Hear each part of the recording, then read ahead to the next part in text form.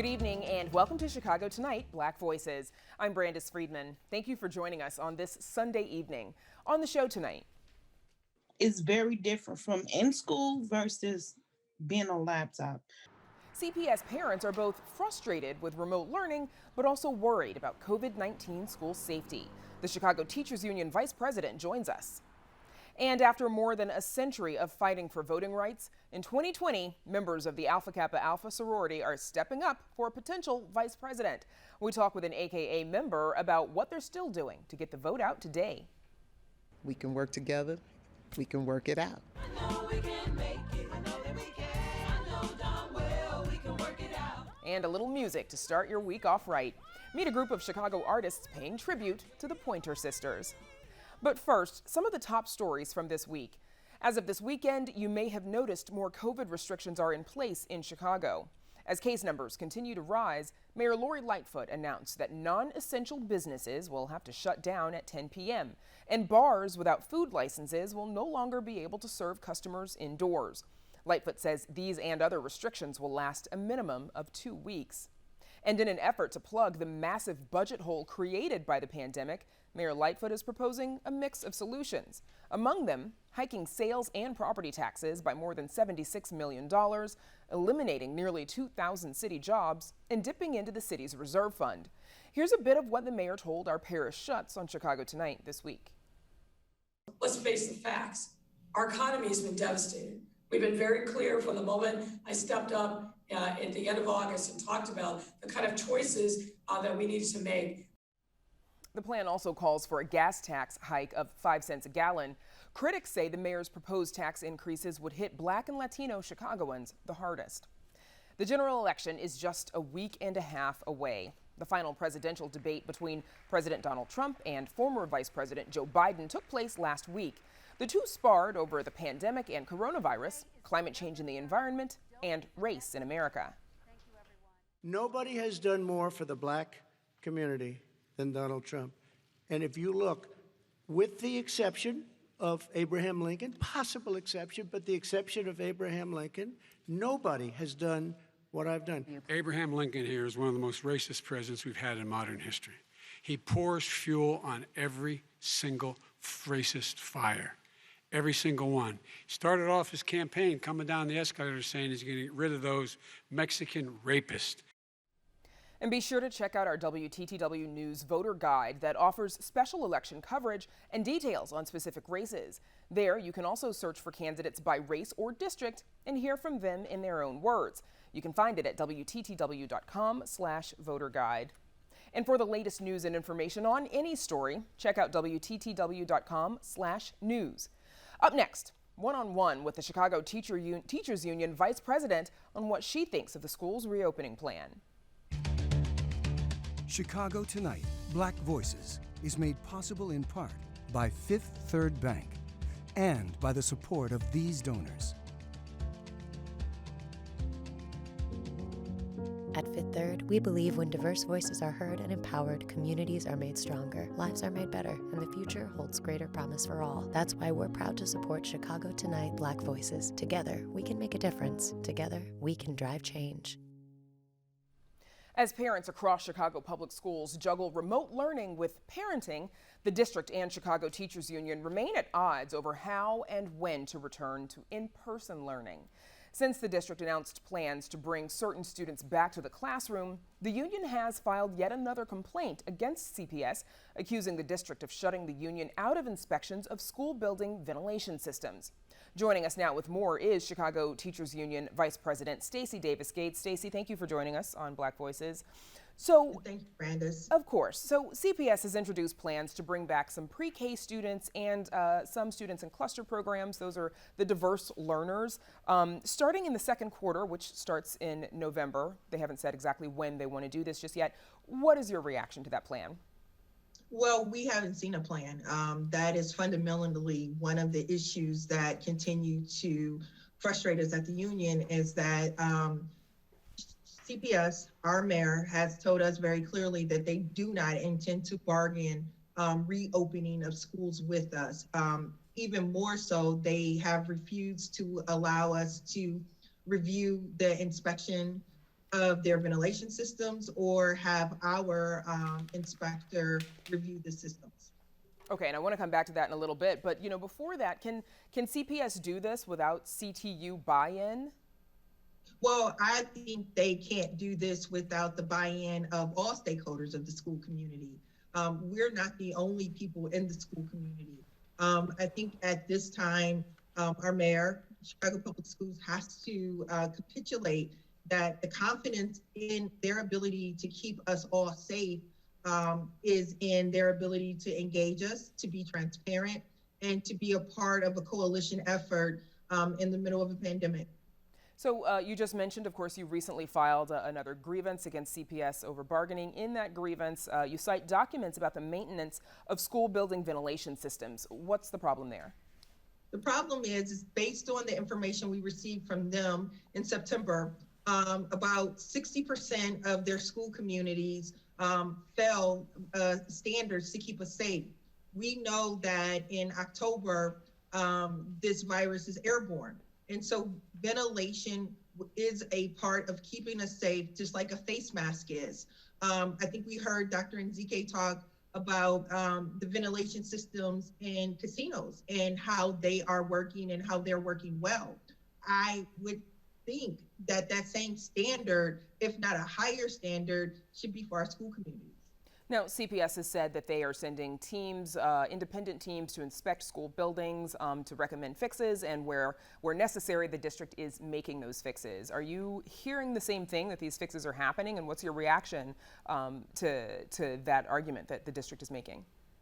We hear them, and so if we can hear them, then we should be able to review the documents, and we should be able to, investigate that for ourselves as well. Look, you get to measure twice in the middle of a pandemic. You get to measure twice when Black people are dying and Latinx people are being infected at very high rates. I'm a mother of 3 Chicago public school students myself. I need to have confidence that my children will be safe once schools are reopened. And in order to get to a reopening, we need engagement and transparency, clarity, and an understanding of their criteria. So earlier this week, we had school CEO Janice Jackson here on the show, and here's what she said about reopening school buildings. But we also know that there's a lot of data. Dr. Arwady and I did a press conference last week where we looked at some of the national trends, and what we're seeing is that schools aren't the super spreaders that we thought they would be. Now, again, everyone knows that COVID, things are dynamic and they change all the time, but we're trying to think about how do we do this in a way that's safe, and how do we balance out the great inequities that we're starting to see in our system. Now, okay, so Janice Jackson there saying that schools, Dr. Arwady having said the same thing, that schools aren't believed to be super spreaders, but you and obviously some other advocates are pointing to research that says something different. What do you make of their argument, and what are parents to believe? Well, I don't think that we're making a different argument. I think that what they are saying is incomplete. Schools are not super spreaders when there is community containment of the virus. Right now, there's community spread in Chicago. The virus is not contained. We are over 7% positivity in the city and almost 30% in some zip codes in the city. So when community spread is out of control, like it is currently, we cannot depend on our schools being safe. They will, in fact, become super spreaders. So Jackson has also said that this return is about equity, and she points to the drastic decline in enrollment across the district, but also in pre-K, the steepest drop being among Black students, Latino students to an extent as well. What do you think has caused that drop off in enrollment, especially in pre-K? So a couple of things about equity. Only 4 schools on the west side of Chicago have libraries, right? And so equity hasn't been an issue for CPS until now. And what we want to get across is that, one, equity begins with a recognition that this virus has disproportionately impacted communities of color that have been disinvested in across the board, from the lack of healthcare, from the lack of healthy food in our neighborhoods. They have been disinvested in. We do not begin to ameliorate inequities by sending children into unsafe school buildings. We begin to ameliorate inequities by making sure that there is a library and a librarian in every school. that all of our students have devices and access to broadband, that our students who are living in temporary situations, otherwise known as homeless students, have access to devices, broadband, and the supports that we want in our contract.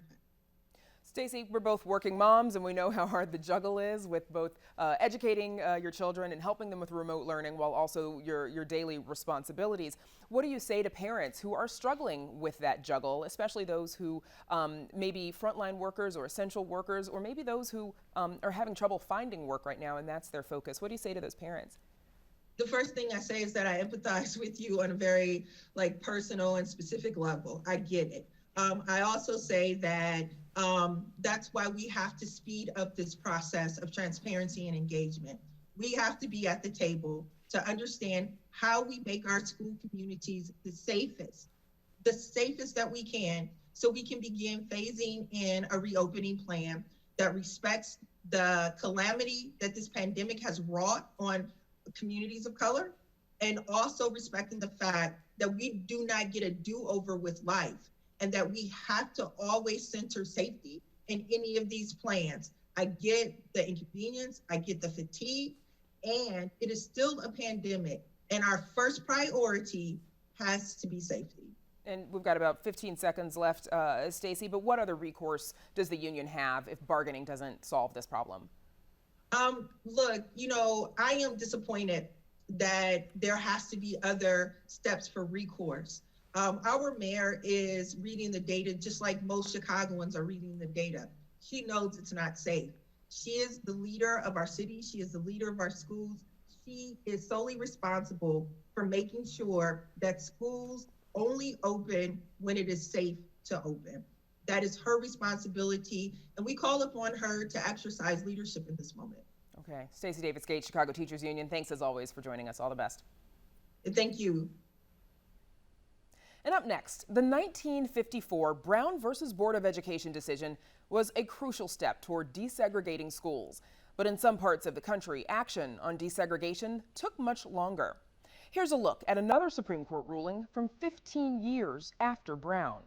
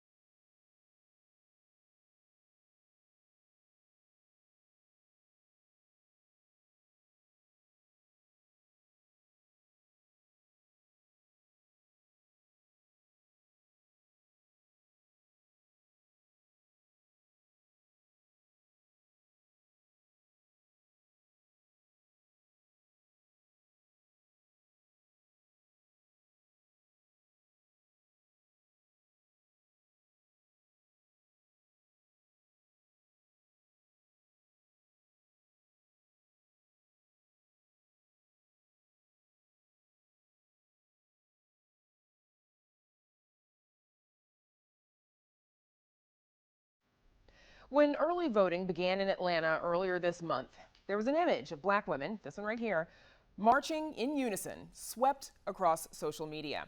For the first time in history, these women, members of 4 historically black sororities, saw one of their own on the ballot for vice president. Senator Kamala Harris, who is a member of the Alpha Kappa Alpha sorority. Harris's nomination was not only a historic occasion for black sororities, it was a fitting one as their work has been instrumental in securing the vote for black women. And more than a century later, they're still working to get out the vote. Joining us now with more is Kimberly Agoin, an Alpha Kappa Alpha member and social action chairman of the National Pan-Hellenic Council Chicago chapter. Kimberly, welcome back to Chicago Tonight, Black Voices. Thanks for joining us. It's a pleasure to be here, Brandice. Thank you. So, of course, black sororities have had a long history of fighting for the vote. Who were some of those women and what did they do? From Rosa Parks, who was a member of Alpha Kappa Alpha, to Ida B. Wells, who was a member of Delta Sigma Theta, the history is storied, and it's at every level, even on levels that are not necessarily national. For example, Jacqueline Vaughn, who was the president of the Chicago Teachers Union, one of Stacey Davis Gates' predecessors. So it's been a movement that has gone on even before the 100 years ago when women were given the right to vote. Black women have always fought on behalf of every aspect of moving our community forward. And in these organizations in particular, they are rooted in community service, in scholarship, and in working toward the progress of our communities. And of course, there's huge excitement around the candidacy of Senator Harris. Here's a clip from her nomination acceptance speech where she talks about her chosen family. Family is my beloved Alpha Kappa Alpha, our Divine Nine, and my HBCU brothers and sisters. Obviously, pretty exciting for a lot of AKAs to hear her give that shout out right there, I'm sure. What does it mean to Black Greek organizations to have one of their members as a vice presidential candidate?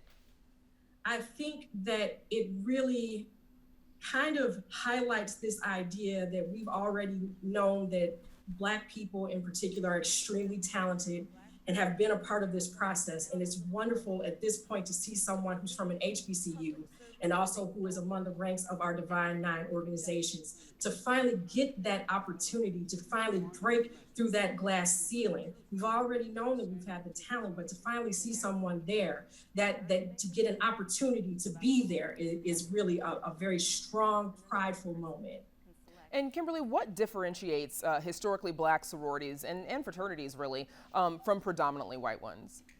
Well, I think one of the things is the way that we came together. We're talking about the turn of the last century in which, times similar to these, even worse for Black people in this country, a lot of violence and a lot of having to come together to rely upon each other in the face of danger and violence, and just to build upon being the first people in your family to go to college, the first people in your family to be professionals, and to really rely on that. And to just make the decision that you're going to be community service minded. And also it is a lifetime commitment. It's not one of those things that when you're after college, you just say, I'm just an alumni and you go sit down, but this is a lifetime commitment. We have got thousands of chapters all over this world, and many right here in the United States, most in the United States, that are doing programming to progress every area of our communities. Yeah, that's right. There are college chapters and then, of course, what we call grad chapters Yes. for those who have graduated college.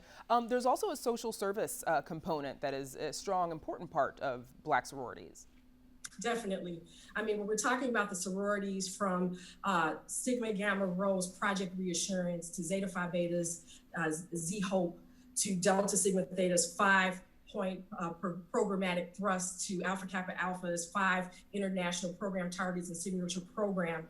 We are organizations that do work, and we are everywhere. We are working with children, we are mentoring, we are working with the homeless, we are working with women right now because we're in October. We have chapters who are ensuring that every woman, no matter what race or economic background, has access to mammograms, free mammograms. So we are working, and we cannot leave out our brothers because we have 5 Black Greek organizations for our fraternities who are working just as hard as we are. And it is such a privilege to serve in these organizations. So what kind of get out the vote efforts are the sororities engaging in right now, today? Yeah, so really it's 4 aspects. We've started with voter registration. We have been registering voters all over the Chicagoland area in particular. National Panhellenic Council of Chicago, of whom Malcolm Whiteside, member of Phi Beta Sigma, is the president. We're the largest chapter in the United States. So we have been registering voters since July or August. And it starts with that. Then you want to educate, much like WTTW does. We don't take a stand on any candidates. What we do is try to get the information and the education of people so that they can look at the issues that are impacting our community and decide accordingly. Then mobilization, we want to make sure people have got a safe way to get to the polls and that every person has a 2020 voting pandemic plan, so they know exactly how they're going to vote, and they make sure at least 10 people in their circle also follows their plan all the way through and have PPE and everything they need to vote safely or to vote by mail. And then finally, participation. None of it matters if you don't actually come out and vote. And that is the number one key to this. We want everyone to be able to vote and have their voices heard. So we're even into election protection, where we have attorneys who are making sure that happens. And Kimberly, going back a little bit, what moved you to pledge AKA at the time? Well, it was, family members. Also, it was just the right choice for me. The people who I knew, the women who I have modeled myself after, were all AKA. So that was very important to me, the women who have been instrumental. But I will say this, there have been women who have been instrumental in my life who belong to all of these organizations. And Brandis also, there is this sisterhood called Black Womanhood, women who weren't in any of these organizations, as a matter of fact. They've all been instrumental in my life. And we just want to make sure that every person who wants to join one of these organizations, right now we've got the spotlight on us, that they just seek that out and figure out what is best for them, because it really is an honor to be a part of a sisterhood. True story. The sisterhood exists no matter what. Real quick before I let you go, how has being an AKA helped your career? Oh, well, from the moment that you become one of these organizations, first of all, they see something in you as far as leadership. But the moment you get in the organization, you are on a leadership track. You are learning how to run meetings. You are learning how to form actual programs from the beginning to end, how to plan events, how to take votes. And most importantly, you are learning what our community needs, where our priorities need to be, and how to educate and engage with all of our community for the upliftment of our community. So that has helped immeasurably. All right. My thanks to Kimberly Agoin. Thanks so much for joining us. All the best. Thank you. Up next, more sisters, a group of Chicago artists who are paying tribute to the Pointer Sisters. But first, Paris Schutz tells us what's on tap this week on Chicago Tonight. Brandis, we've got a busy week on Chicago Tonight. Judge Amy Coney Barrett moves one step closer to a seat on the U.S. Supreme Court.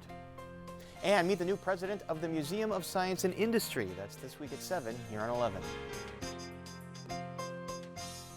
Chicago artists are paying tribute to the Pointer Sisters in a remake of a song that underscores the importance of working together. Arts correspondent Angel Edo met with the creatives to find out how they hope to push the Yes We Can movement forward in this new Chicago remix. Oh, I know we can make it work. I know we can make it if we try. A song originally sung by the Pointer Sisters in 1973 is making a comeback, this time by Chicago artists. Oh, yes, we can. I know we can. Yes, we can.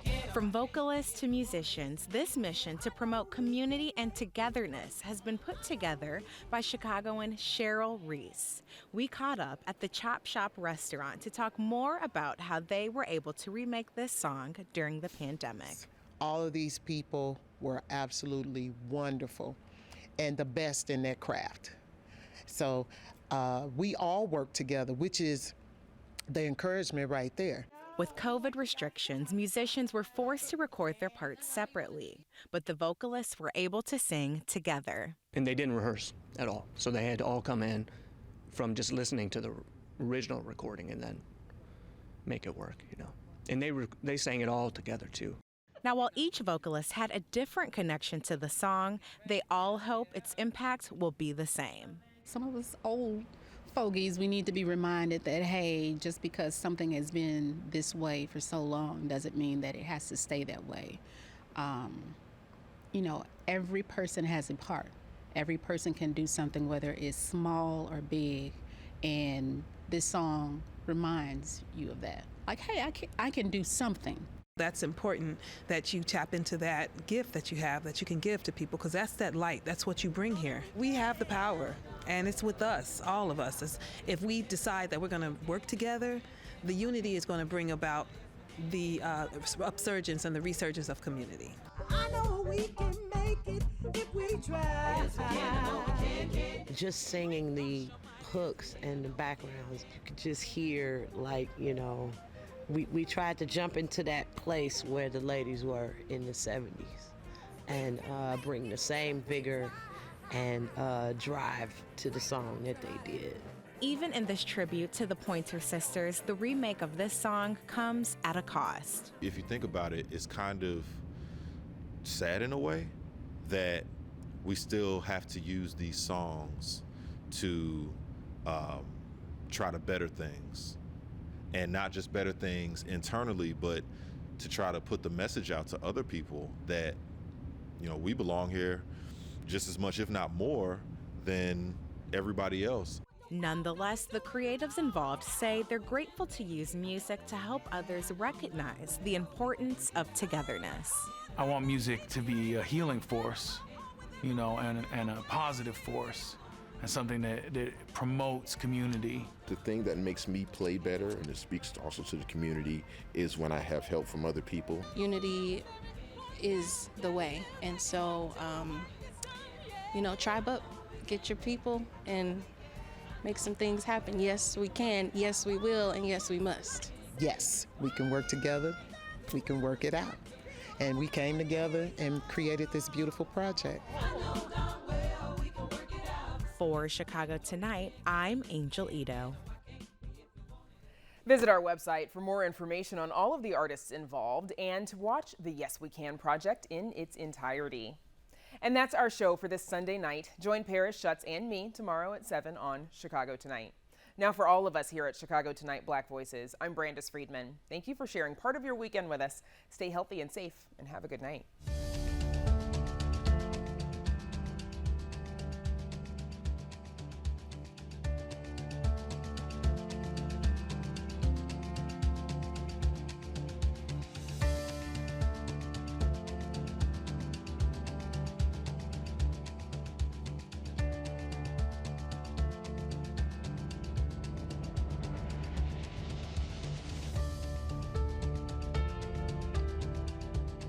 Closed captioning is made possible by Robert A. Clifford and Clifford Law Offices, a Chicago personal injury and wrongful death firm that is proud of their attorneys selected for the 2020 Illinois Super Lawyers List.